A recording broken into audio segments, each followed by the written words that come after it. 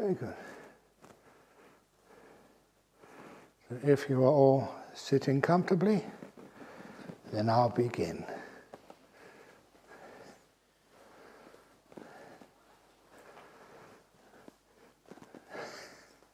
So first, just a little announcement. It's not a big deal announcement because I was just talking with Robin, and for the afternoon interviews, you may notice that on the big sheet it is from 3:30 till 5 p.m. But yesterday it was from 3 o'clock to 4:30. And so I was asked which one would I prefer, and I just like to, just whatever. So I said maybe on Sundays, Tuesdays and Thursdays. Now apparently we've already put down the list for this afternoon from 3 o'clock. Today 3 till 4:30. And so from tomorrow it will be 3:30 to 4:30. Yes. 5, whatever. Whatever it is. So. Go either way, but. Yeah, okay. 3 till 5. Oh. So. You want 3:30, right? Yeah, 3:30. Okay. That's from tomorrow. From Monday. Yeah. Okay, that's fine by me. Don't ever sort of, it should be this way, it should be that way, because always in meditation, things never go according to plan. There's always mistakes. And because there's always mistakes, there's two types of people. One is always, what'd you do that for? That's a mistake. The fault finders. But for us, it doesn't really matter. 3 o'clock, 3:30, 4 o'clock, whatever. So, we have that freedom here. It doesn't really matter too much whether we start the interviews at 3 o'clock or 3:30 or whenever. But anyway, just for people's happiness and well-being. And also, so that I can get my cup of tea or apple juice, whatever, at the right time in the afternoon. Because poor yesterday, trying to give me some tea or something, but I came earlier than expected or later than expected, so it doesn't really matter. So anyway, from today, afternoon interviews, 3 o'clock, tomorrow, 3:30. Okay, so having finished that, there's nothing else to talk about, so now we can just...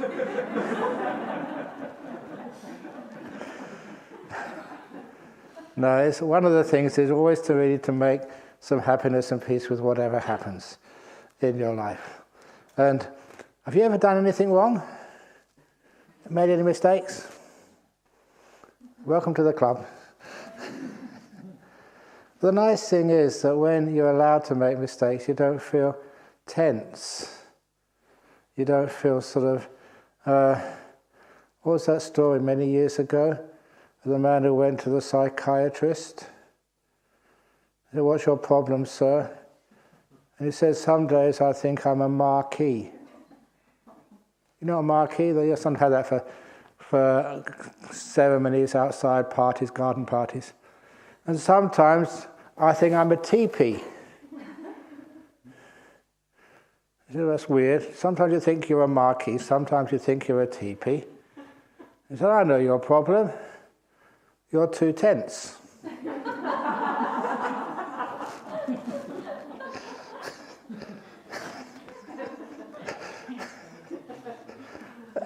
So anyway, if you're going to get some nice meditation, please relax to the max. And then you find you can get some good meditation. But today, people were from last night asking me about all the other types of meditation, how it all works together. And they're basically asking about Satipatthana. But those are the things, you've got lots and lots and lots and lots of talks online. And sometimes people say it this way, some people say it another way. What is the correct way? How do you know what is true and what is not true? And of course the answer is through your own experience. And after you do your experience, then you find out what these things are and how they work. But sometimes we need some guidelines. But I like some more powerful guidelines to help each one of you. And the powerful guidelines which I like giving are some of the old teachings, but to amend them a little way, not amend them, but just expand them to give them a modern meaning. And the simile I always give in one of these retreats is the old simile of the 1,000-petal lotus. Because I was just thinking that this morning as I was walking up here. It's a beautiful simile to share with people. And many of you heard it before, but even if you have heard it before, even the monks who have heard these things so many times from me, and the nuns as well, even so, they always say that every time it's repeated, you always see it a little bit more fully, more deeply. And it has many advantages in this simile. And this is the first thing about a lotus. I should have said this last night when people say, what should you do when you get abused publicly by others? Or you get told off and people are always giving you criticism. And the answer is just remember the simile of the lotus. A lotus flower in the fields or in someone's gardens. If somebody pees all over the lotus, urinates all over it, after the urine is finished, the lotus flower never smells of urine because all that liquid just falls off. That's the wonderful thing about a lotus. It doesn't keep any sort of liquid which falls on it. Or if somebody pours Chanel No. 5 over the lotus, that too just falls all off the lotus. And the lotus doesn't smell like perfume anymore. It's got its own fragrance. Because it doesn't keep anything. So remember, if somebody praises you, you're the most wonderful manager of retreats which we've ever had at Jhana Grove, Robbie. Just let it fall off you, just like, like a lotus. Or if somebody, Nicholas has been looking after me, making the breakfast in the morning. If I say, what a wonderful breakfast, that's like pouring Chanel No. 5 over you. Let it all flow off. In other words, the praise and blame, that's a beautiful simile to make use of a lotus, because it does mean that you understand that these things never belong to you. And you receive them because you've got no choice, but you don't keep them. They're not yours. And then your lotus, you, has its own sort of beauty and its own fragrance. But going on with that symbol of a lotus, that when the lotus is at night time, it's always closed up. But when the lotus in the morning time, when it receives the light of the sun, the warmth and the light of the sun, the outermost petal opens up. Look, I'm not a botanist. Actually, I did plant some flowers once when I was a student. But, living in London in an apartment block, and then as a monk, I never really got into sort of knowing about plants. You'd appreciate how beautiful they are. But when I heard about a lotus, and there's so many lotuses in Buddhist monasteries, you had to look at them when they were closed up. And next time you see a lotus which is closed, have a look at the outermost layer of petals, the sheath. And it's never fragrant. It's never really any beautiful colour. And it's like corrugated. These are the ones I remember seeing. And it's corrugated because that gives it extra strength to withstand wind or blows and things which hit it, to protect the beautiful petals inside. And how do you open up that lotus? You don't open up that lotus. If you try and open up that lotus, if you try to do it, you'll damage it. You don't need that at all. All you do is leave it alone and just watch it. And when the sun comes up in the morning and those warm rays of the sun sort of strike the outermost petal of the lotus, the sheath, then that starts to open up. And as it opens up, it reveals the next layer of petals. You know, the most outermost layer of the real petals. And you look at them, they're thick. And they're not that fragrant, they're not that beautiful, they're not that refined. But then those receive the warmth and the light of the sun, so they can open up. And then they receive the warmth and light of the sun, so the next layer can open up. And the lotus opens up layer by layer, sheath by sheath. And as it opens up, the deeper you go inside the lotus, the more fragrant it is, the more beautiful those petals appear, and they're much more refined. And to get to the next layer of petals, you don't do anything. You just make sure the light and the warmth of the sun keeps on radiating that lotus flower. That's all. And of course, the warmth and light of the sun, you are the sun, if you like. And what you're opening up is your body and mind. That's the lotus. And the warmth and light actually refers to your mindfulness and your kindness. The light is the mindfulness, the awareness. And the kindness is the warmth. When those two come together, the warmth and the light on your own body and mind, then it acts like a lotus flower. It opens up layer by layer. And I mention this because you don't do it. In fact, if you try to do things, you usually interfere with the process. And it takes much longer, even can damage the whole process. So instead of doing anything, we're patient. It's one of the things which we don't mention enough in Buddhist practice, of patience. Being in this moment and just waiting here.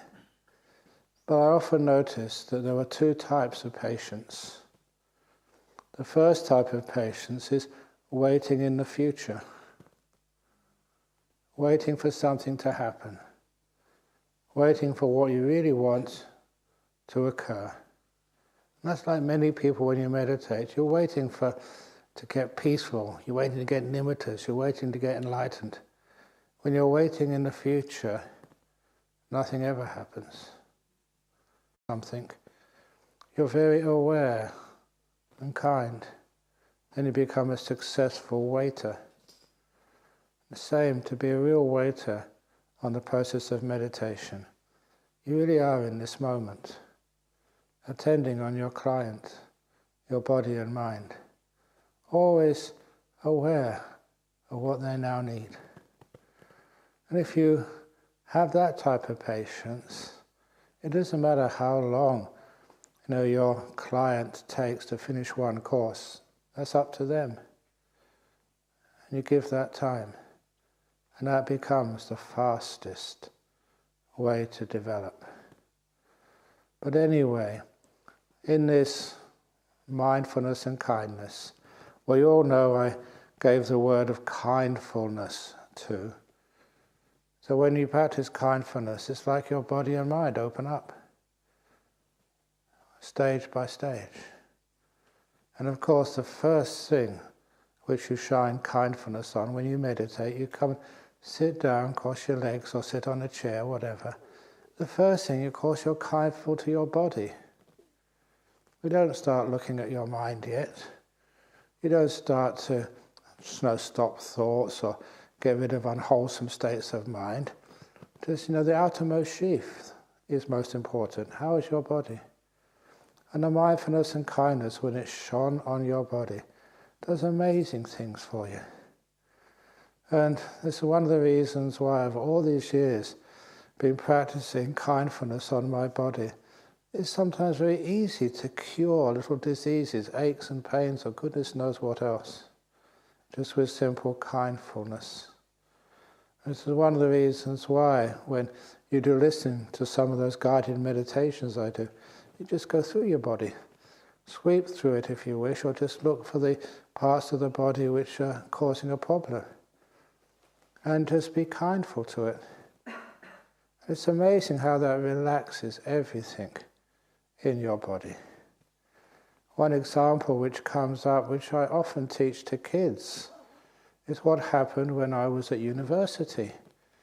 In those days, everything, for 3 years of study, was all down to one series of exams. That's why they called them the finals. You passed, you failed, just on that one set of exams. And that was over 6 days. Monday morning, Monday afternoon, 3-hour exam in the morning, hour for lunch, 3 hours in the afternoon, Monday, Tuesday, Wednesday, Thursday, Friday, and Saturday as well. 6 days in a row. It's just really, these days I look back upon that, that was too much. But anyway, you didn't have a choice.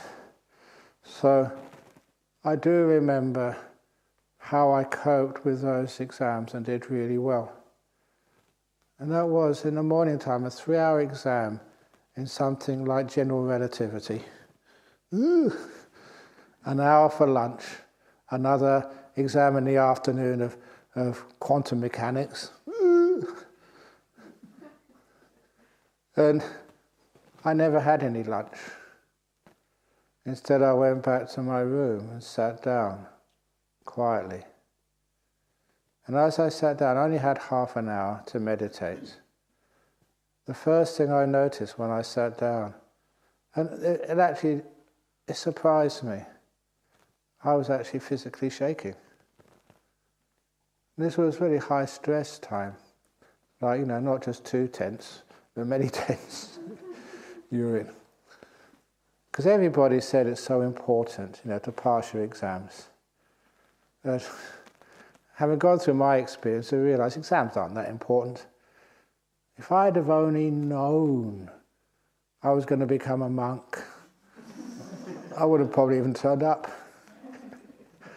We didn't know that at the time, so you went there. And so I was physically shaking. And I'm not nervous. I can give public talks, I'm not nervous. But this time I was really, really nervous. And so when you can see something like just physical shaking, if you put your awareness on it, and you know how your body works, you can actually relax all that shaking. And after 3 or 4 minutes, my body was still. There's even, people with Parkinson's disease. There's one elderly gentleman who used to come here. Remember Peter? And he had terrible Parkinson's disease, but when he came here, he'd always sort of calm down. It wouldn't totally go away, but a lot of it would go away. And he felt so happy and peaceful here. He could see there was some connection between the stress in his life and just the strength of the Parkinson's. So little by little, but unfortunately, eventually he passed away. He was old, many other diseases. But anyway, it showed me something which I always suspected. When you are aware of your body, it's amazing what you can do with it, especially with some kindness. You can relax it. And so often in my life as a monk, sometimes many people try and get me to see a doctor here, a doctor there, a doctor someone else. So instead of seeing a doctor, because they usually give you tests, when you give you tests, you get more tests, and after more tests, more tests. There's some doctors who are very, very nice. I'm talking about doctors who are here. But there's sometimes, do I really need that? Little by little, that if you are aware, you know your body more than anybody else does. You can feel it. And often, because I meditate a lot, you can actually feel your body and how it is. If there's anything which is slightly out of order, you can see it straight away. And there's how to heal it. You just give this wonderful kindness. And you get some more resources to look after your own body. And weird stuff as well. And quite often, this is one example. when I went to South Korea to give some talks. I was well known in South Korea. One of the reasons I was well known there is because one day we gave it's supposed to be a celebrity monk walk. Ajahn Brahm was there. I was there. This other monk was there, this Sri Lankan monk from the Zen order, and he only had 3 fingers in one hand. You know what happened to the other 2? He deliberately put them on top of a candle flame and burnt them off. Showing how tough he was and how he was conquered pain. And Ajahn Brahm was sick, he couldn't go on. The doctor said no. I went on that walk, but I didn't have any socks. I don't wear socks. And so because I wasn't wearing any socks, just the Birkenstock sandals you have there, so they were all open. And as I was walking, it was in the snow, up in the mountains. Minus 16 degrees outside, I think they told me. They're just walking there happily along. And they were looking at the 2 monks as we were doing this walk. And I noticed after a while, they started looking, they had their cameras, it was on national TV. And they just started pointing their cameras at my feet. And I apparently had the most famous feet in South Korea. How can you do that? It's freezing cold. You don't have socks on. That's fine. No problem at all. How can you do that? So cold. Again, you don't worry about it, don't think about it. Just let it be. It doesn't really matter because after a few minutes, you can't feel your feet anymore. It's fine. And then later on, and not because of that, but the next day or something, I remember having a cold.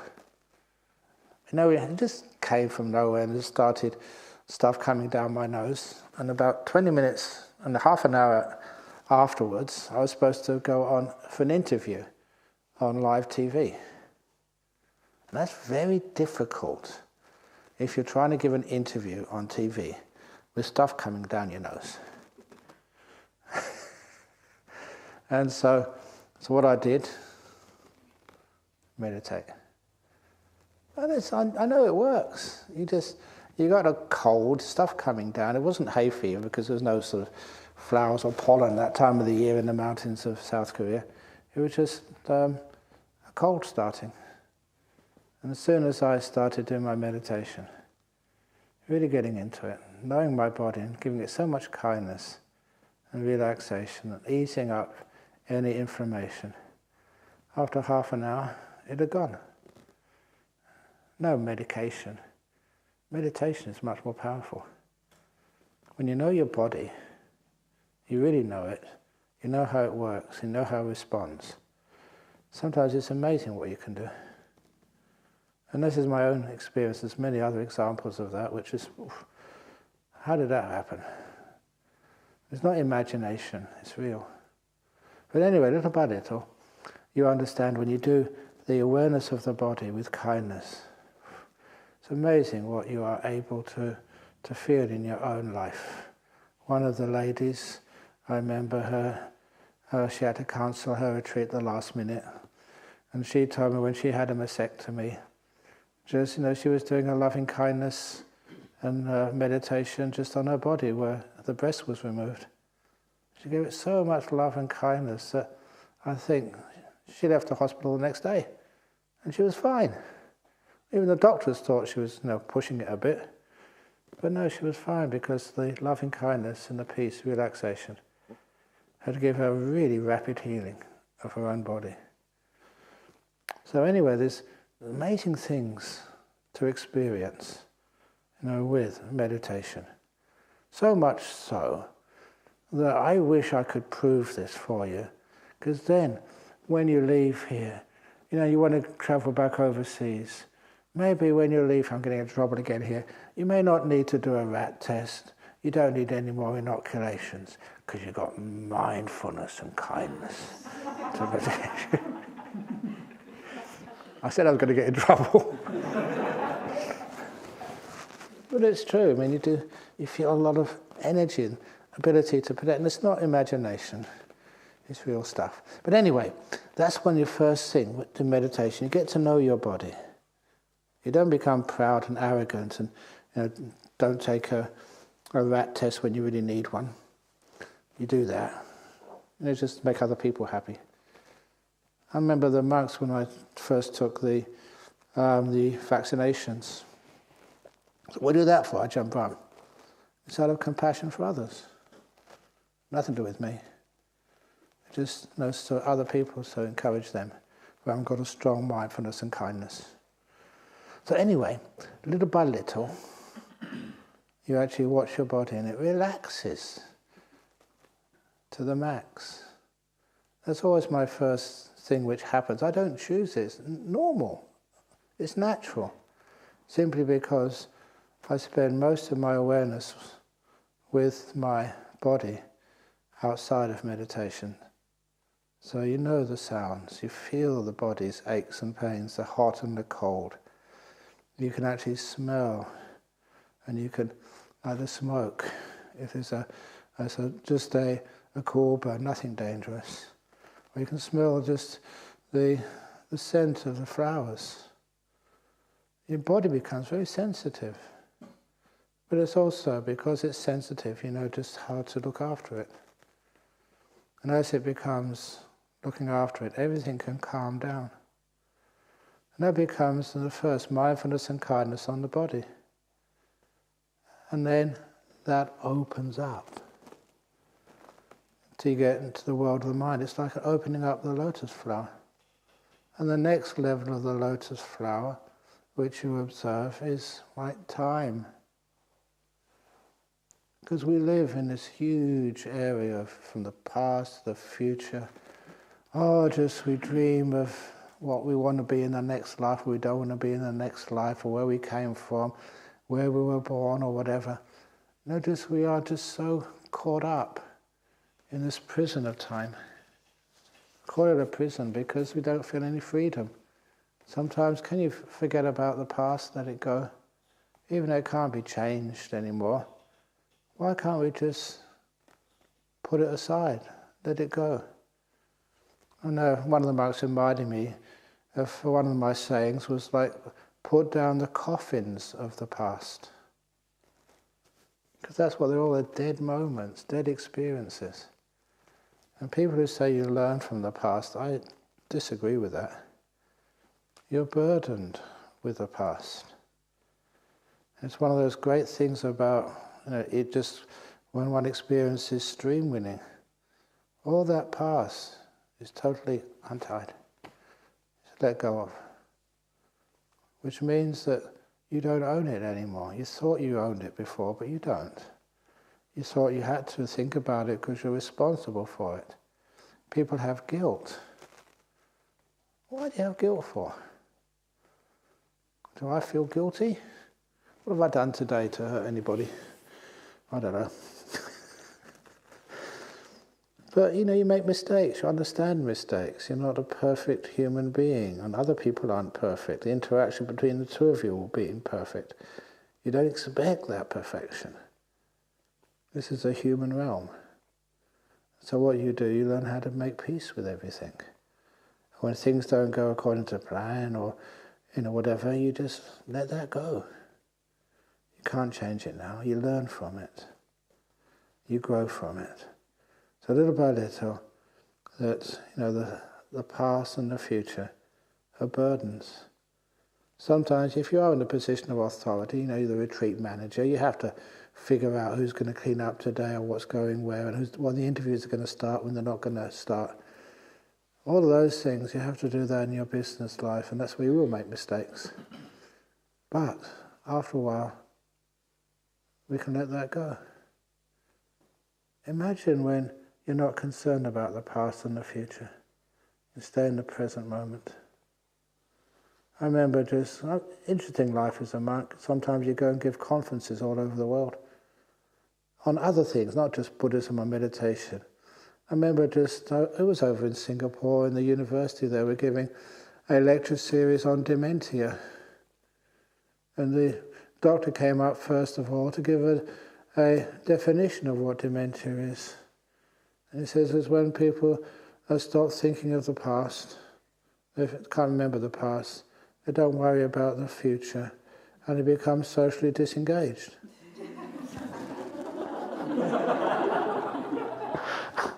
Oh, that's me. And that's what I teach other people to do. To be demented. Of course, there's a difference there. But there's a lot of similarities there. And so when you let go of the past and the future, just imagine what it might be like. All the guilt, all the fear of the future, anxiety and stuff, it disappears. You're free. So that you go into that next layer of petals called present moment awareness. You open up time and you come into the middle of time, the center of it. In the middle of time, that's now. Many times people have asked me, you keep on saying go into the center of things, you've got an ache or a pain, go into the center of it. What do you mean, Ajahn Brahm? You can see, you go in the center of time into this now. Then you get the next layer of petals, all your thinking. I'm careful here because you can think if you want to, but don't think so much. You spend all your life thinking. And how much time do you spend listening, feeling, even tasting? People are really into food. Even here, you don't get much, but maybe because it's very limited. It's very beautiful food. But just when you take a morsel of food, really taste it. Put it in your mouth, close your eyes, and just let it just roll around on your tongue. And enjoy it. Sometimes it's hard to eat quickly when you've got such good mindfulness. That's I keep repeating the stories because I remember this story so wonderfully well. The first breakfast I had after a retreat, a personal retreat, which I did by myself. And the first breakfast, the first thing I put in my mouth was a single baked bean. Just one. I didn't want to overdo it.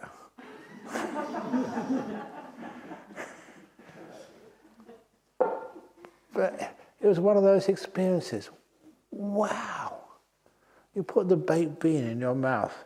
You can taste the tomato sauce. Have you ever really tasted the tomato sauce on the surface of a baked bean? It is a little bit sour. You got the tomato taste, a little bit salty. But it was just so well balanced in all those flavors. I couldn't believe just how those flavors would just balance one another so perfectly, and it tasted absolutely amazing. And I thought that baked bean must have been done by one of those celebrity chefs, but apparently it was just out of a can, made by Heinz or something. That's what it tasted like. And then I was just rolling it around in my mouth, and oh, this is delicious. And then just started to bite into it. And the texture of the bean inside, it's not hard like a nut, it's not like soft, like, I don't know, like ice cream or something. It's just just right, perfect. Not hard, not soft, right in the middle way zone. And just crunched it, and oh, that was amazing. It was really a culinary 6, 7-star experience. Just one baked bean in your mouth after a retreat when you're really mindful. I enjoyed that so much. And then I realized just what the heck I was doing. Am I going crazy or mad? I'm not going crazy or mad. This is just what happens. Just when you get a lot of mindfulness. And still you're in this moment. You're not thinking.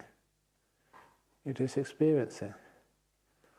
Life becomes far more enjoyable when you lessen your thoughts and start to trust your senses.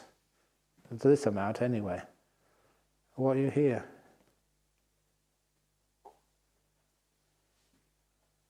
Sound of a wind or something. I don't know if the aircon is on, but there's a breeze in here. It's gorgeous.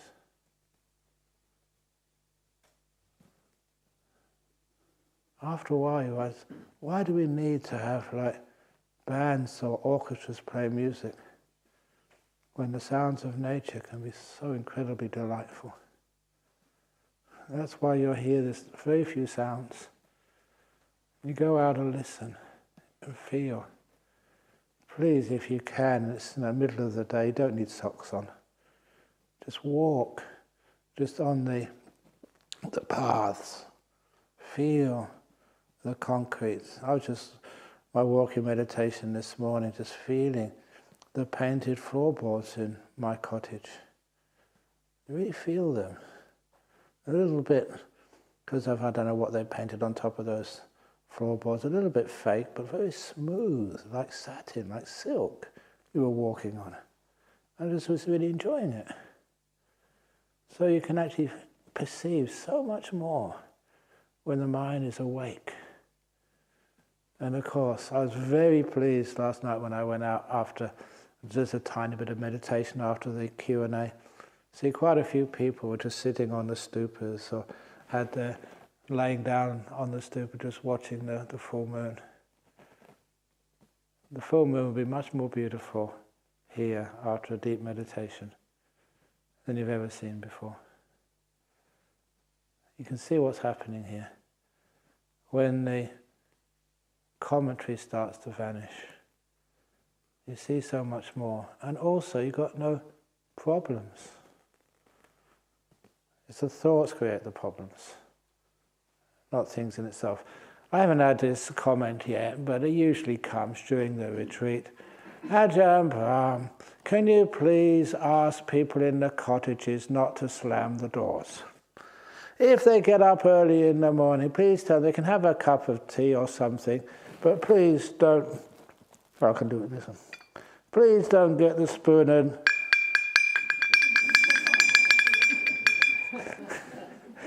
as they stir up whatever they put in the cup.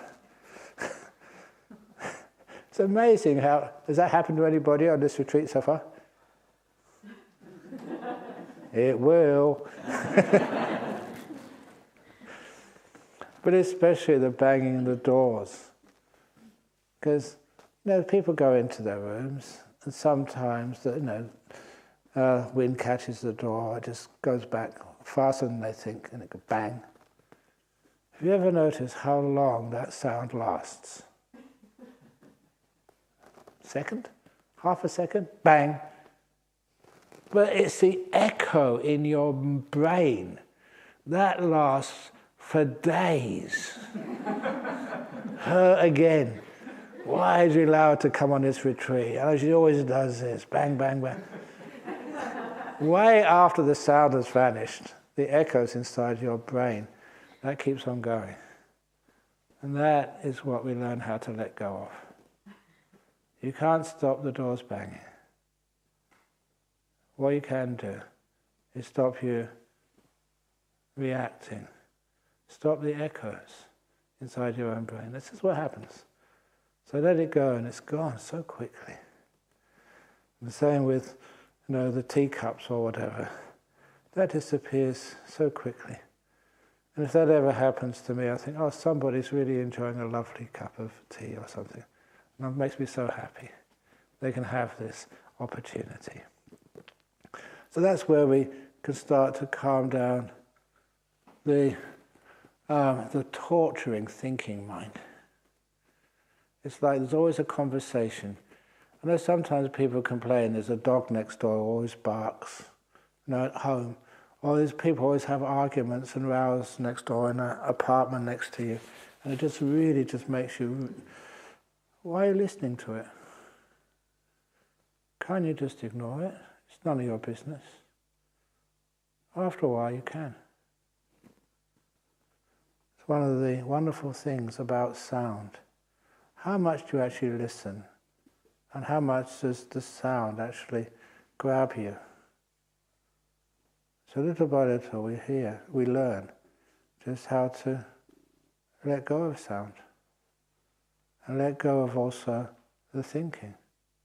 Because underneath that thinking, between those thoughts, there's this beautiful silence. In a forest like this, Australian forest, more than Asian forests, it's very quiet. Little bird. In an Asian forest there'd be hundreds of birds, all at the same time. There'd be cicadas at night time. Over here the forest is just very soft, very tranquil. That's why I love these forests here. And that's, after a while, that resonates with your mind. You want to be peaceful too. I don't think I'm strange, but I remember just going to some of these monasteries, and I love caves, going into caves. And I remember one cave I went to in the middle of Khao Yai in Thailand. I don't know where this monastery is, I never found it again. It was idyllic. And you go to the bottom of the cave, and it was so silent. It was so silent I couldn't help myself. I just had to cross my legs and meditate. I didn't do it. The silence just pulled me in. That's often what happens with meditation. You get a taste, a whiff of silence, and just like you follow it and get deeper and deeper into that quietness.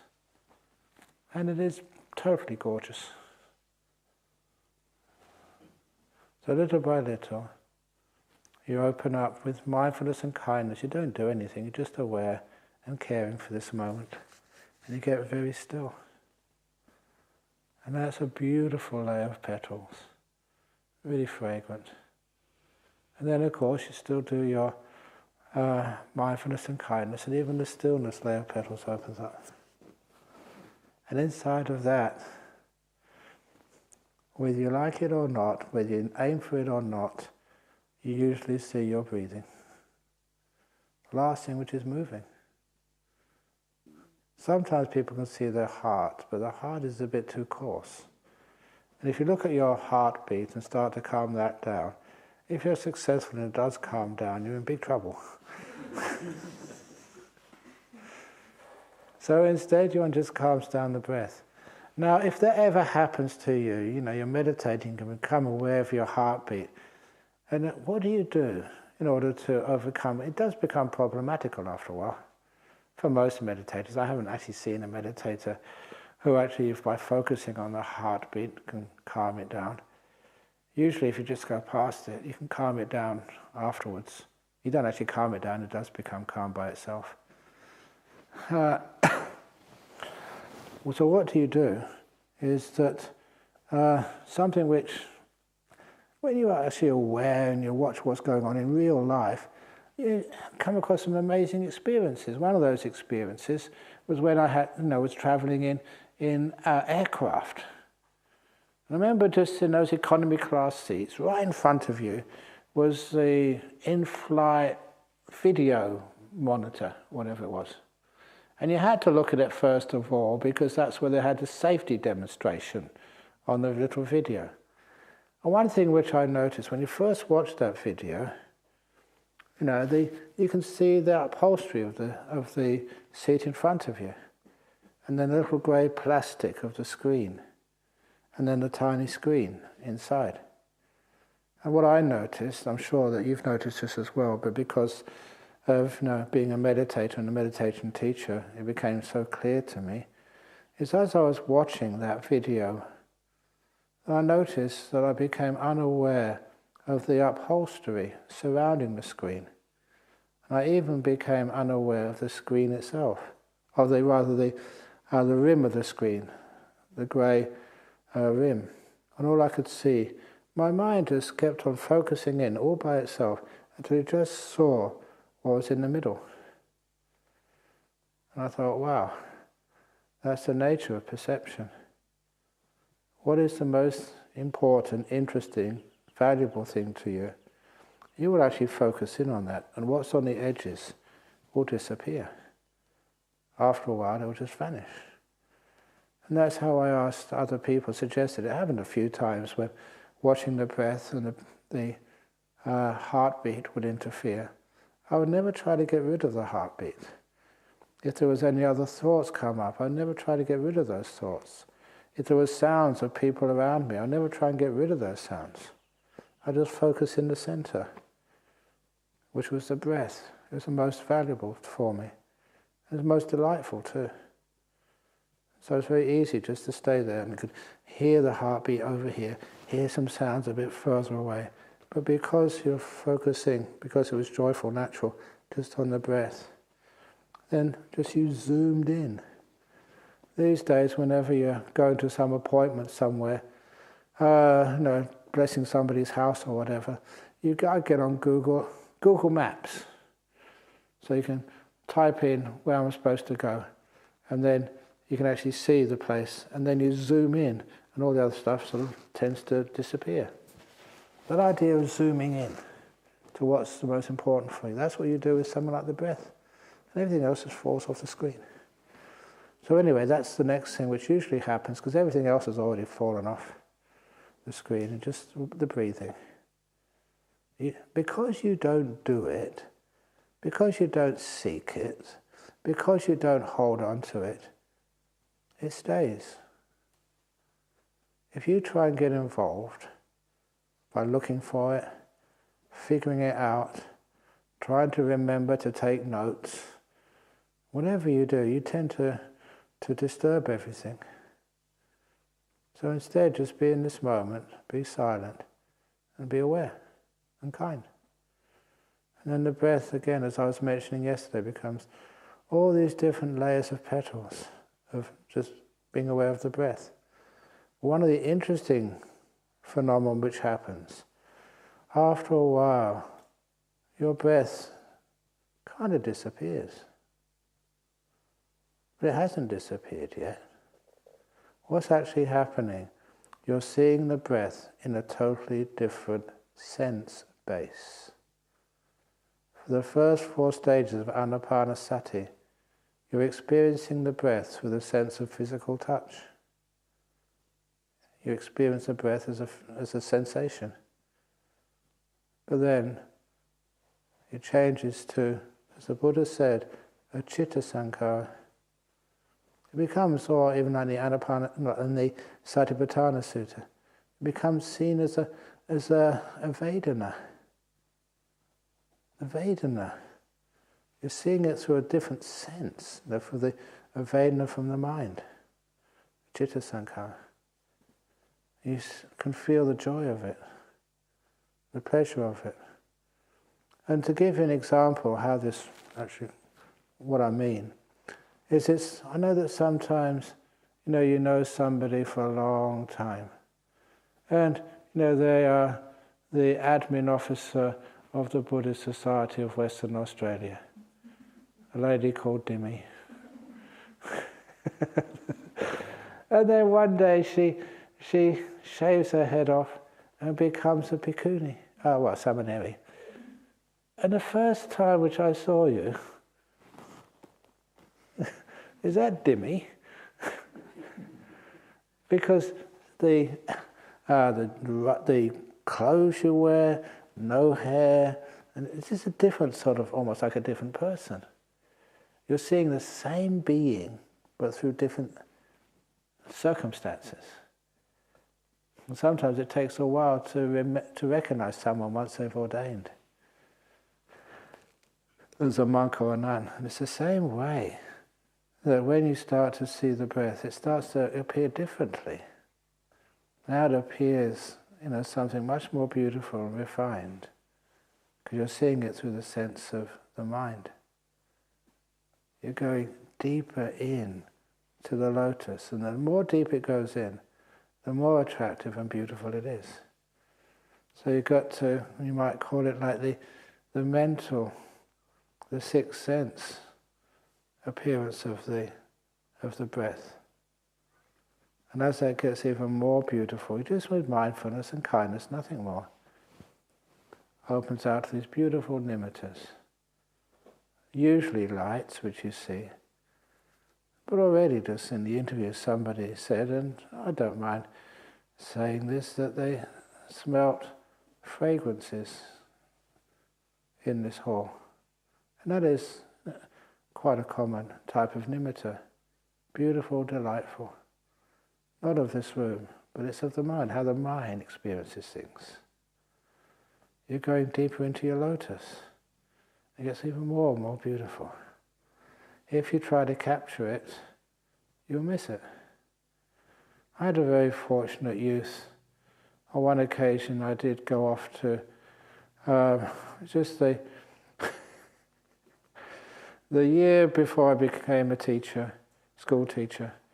I decided, I'm a Buddhist, I haven't been to see the holy sites in India, so let's take the last vacation I was going to have, I thought, and just go to India and see the holy sites. And it didn't work out as expected. There's 2 sites. One I couldn't find. I went to the tourist office. Where's Kusinara, where the Buddha passed away? They didn't know. Where the Buddha was born, it was raining, so all the roads were flooded. I couldn't get there. I also got there later on. But I remember just getting to Bodh Gaya in 1972 or 73 or something. And I was just so empty. No tourists there yet. And I just walk around all day. Hardly anybody bothering you. Really empty. But anyway, just remember, I always wanted to go and see the Himalaya mountains.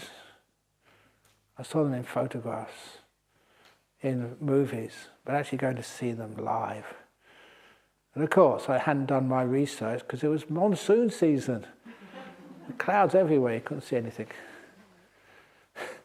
But then I went off to Kathmandu and with a few friends, apparently in the post office, the postal bus, we're going to the north of Nepal. You could actually just give a few rupees and you get a free ride up to the north. And that's what we did, up to the border between Nepal and China and Tibet. So I couldn't go across the border. But anyway, just before there, they stopped for lunch. Didn't really fancy any lunch, so with a couple of friends we walked up one of these hills. And you got to the top of the hill. Oh wow. The clouds parted for the first time in a couple of months. You could see the whole range of the Himalaya mountains. It was breathtaking. Wow. I left my camera back in the van.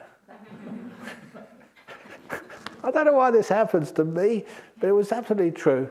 I ran down to get the camera. And it took about a quarter of an hour to run down. And I was fit in those days, thin and fit, believe it or not. And then I ran back up again. As soon as I got to the top, the couple of people who were with me looked at me and said, "Where you been?" So I went to get my camera. And just at that moment, the clouds closed in. That was great. Because it taught me a lesson I needed to deserve. Beauty you cannot capture. You cannot capture it even on a camera. It's not the same as actually being there. Like this trying to say that Lao Tzu, beautiful sunset. You're not watching the sunset when you take the photograph. So little by little I learned that all these experiences, you can't capture them. You experience them, and then they change, that's their nature. You don't try and make it any different. And I learned the hard way there by missing a half an hour of beautiful experience. But anyway, little by little, these experiences you have in meditation, just like those wonderful experiences of seeing the Himalaya mountains, don't try and capture it. Don't say, I must remember this, I must remember this. Don't even give it a name. The deeper you get in meditation, the easier it is to remember afterwards. I mention this because I don't know any other words, trauma. If you ever had a traumatic experience, like a car crash or something, and you remember every minute of it, every second of it, you can't forget it. And those trauma experiences are usually negative. They're close to death or something, or very painful. We don't have a word for similar strength experiences which are entirely positive. And what happens in deep meditation? You can't forget it. You don't want to forget it because it's brilliant. All those types of trauma, for want of a better word, we don't have to try to remember it. It's there for us whenever we want it. leaves an indelible imprint on our mind. And that's what actually happens in these meditations. You don't have to try to remember it. Just enjoy it. The mind will record it by itself. So little by little, you get into the silence and this delightful nimittas. And you can understand all the experiences you have. People ask, is nimitta supposed to be like this? Is a nimitta supposed to be like this? Was this a nimitta? Was that a nimitta? Most of the time it is a nimitta. And I say that not just to encourage you, but to actually so often in this hall here, especially in the early days, people say, well, I saw a light. And they say, but it must have been the windows. And I say, there are no windows in this hall. But where are the windows? You put all these shutters in there. That's one of the reasons, honestly, that's one of the reasons I ordered these shutters to be put in here. Not just to stop the light coming in the afternoon if somebody's demonstrating on a projector screen, something or other. No, it's just so that you know this place is just no possibility of natural light coming into your eyes when you're sitting where you are. Maybe it come into my eyes or the nun's eyes because of those back windows, but the sun never goes over there. The sun goes this way round. Now, I designed this hall. I made sure the window, I didn't really want any windows up there at all. But they said according to council laws you have to have. So we put some in there, then put the shutters in afterwards. But that means that these things are actually real. Remember that. So when they happen, don't go, oh, is this real, is it not real, what am I happy? Just enjoy it. You're going deeper into your lotus and you go deeper. You're only just starting. When you get to the nimittas and you go deeper into those nimittas, beautiful parts, so right inside of you. What do you do next? Just be mindful, be kind. You go deeper in. Sometimes inside those nimittas, it's like you just go right to the center of the nimittas. Again, centering all the time. That's why we're always going in. That's why we call it insight meditation. No one laughed? I thought I was getting too serious. You go in, and in there with kindness. Then you get into the jhanas. Brilliant states. States, incredible joy, and even more mindfulness.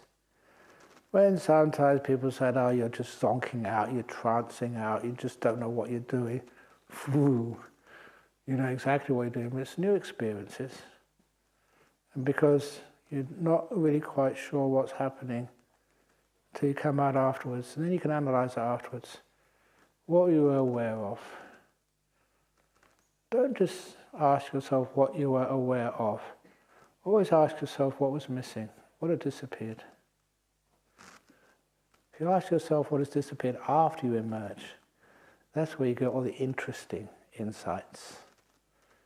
Things which have disappeared. You can't hear any sound at all. It's not like it's at a distance, it's just gone. Sound is turned off. Not sight, smell, taste. Physical touch is gone. If someone was to touch you on the shoulders, you wouldn't feel it. So you're deep inside. So what replaces that? Just incredible bliss, freedom, joy. Those are the times when, I think I mentioned that in the Christian Bible, be still and know that thou art God. I mean, that's a big experience. You're not God, but maybe that's, the bliss, the power, the joy, the stillness. Get some idea of what that must feel like. Incredible happiness. Which is so stable and still. You get into a first jhana and you think, oh, this is amazing. And then you find there's a second jhana which comes afterwards. And a third. And a fourth. What the heck is happening? And the first thing, if ever that experience happens to you, I know one meditator that when those sorts of things happened, why has no one told me about this before? You can't complain and say that anymore. I've told you about it, okay? It's there, right inside of you, right now. The center of your lotus. And I mention that because it shows that you don't achieve jhanas. You disappear. Go inside. Allow all those outermost shells or outermost petals all disappear. Open up and go inside. That's why I love that story of the 1,000-petal lotus. Of course I haven't finished yet. What's right in the center of the lotus? But that is a story which is going to come on another day. Sadhu, sadhu, sadhu. Okay. Hope you enjoyed that. If you didn't, it doesn't matter. Okay, so now we have some interviews. At least you know that the morning interviews always start at 9 o'clock, except when I'm late. Right, today.